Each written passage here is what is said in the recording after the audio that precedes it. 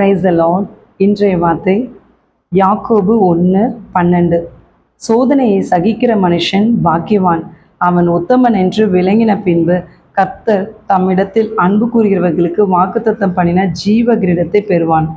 ஆம் பிரியமானவர்களே, நாம் நமக்கு எதிராய் வருகிற சோதனையை சகித்து கொள்ள வேண்டும். சகிக்கிற நேரத்தில் ஏசப்பாவை நோக்கி தான் நம்ம பார்க்கணும். சோதனைகள் பிரச்சனைகள் வந்த உடனே நிறைய பேர் பின்மாற்றம் அடைஞ்சு போயிடுறாங்க. நம்ம அப்படி போகக்கூடாது. அப்பவும் ஏசப்பாவுக்காக நிற்கணும்.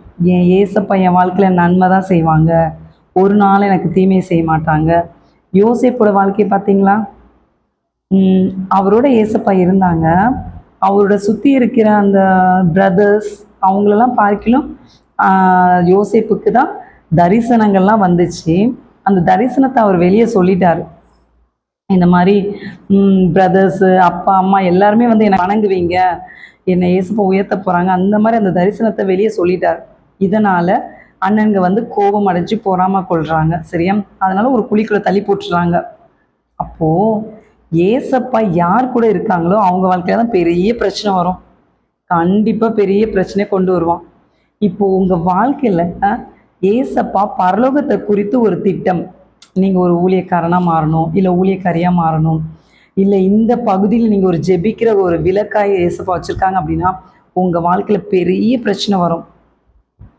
வெட்கப்படுற சூழ்நிலை மாதிரி வரும். ஆனால் அங்கேயும் ஏசப்பா நின்று அந்த சூழ்நிலை கடந்து போக வைப்பாங்க. யோசேப்போட வாழ்க்கையில் அப்படி தான். ஃபஸ்ட்டு குழிக்குள்ளே போட்டுறாங்க. அதுக்கப்புறம் அவருடைய வாழ்க்கையில் அடிமையின் வஸ்திரம் கிடச்சிது. அதுக்கப்புறம் சிறைச்சாலையின் வஸ்திரம் கிடச்சிது.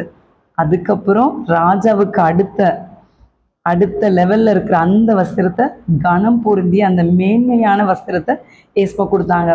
ஸோ நம்ம இந்த சோதனை, இந்த பரீட்சையெல்லாம் நம்ம கிராஸ் பண்ணிவிட்டு எஸ்பா நீங்கள் தான் என்னை காப்பாற்றணும், என்னால் நடக்க முடியாது, எப்போவுமே நீங்கள் என் கூட வரணும் அப்படி சொல்லிட்டு நம்ம ஏசப்பாவை எல்லா விஷயத்துலையும் நம்ம கூப்பிட்டு ஏசப்பா கிட்ட சொல்லி எல்லா காரியங்களையும் நீங்கள் செய்யும்போது ஏசப்பா உங்களுடைய விசுவாசத்தை பார்ப்பாங்க.